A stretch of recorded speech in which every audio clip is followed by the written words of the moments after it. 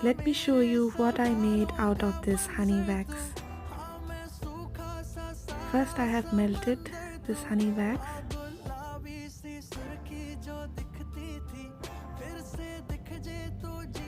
Then I'm using a cloth to strain it. So this is the filter one. So this will be the wax. So I'm putting this in a candle mold. So here goes a beautiful candle out of honey wax.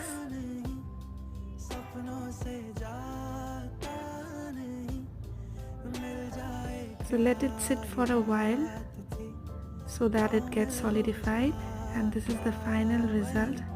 I am demolding it, and here goes. Thank you for watching.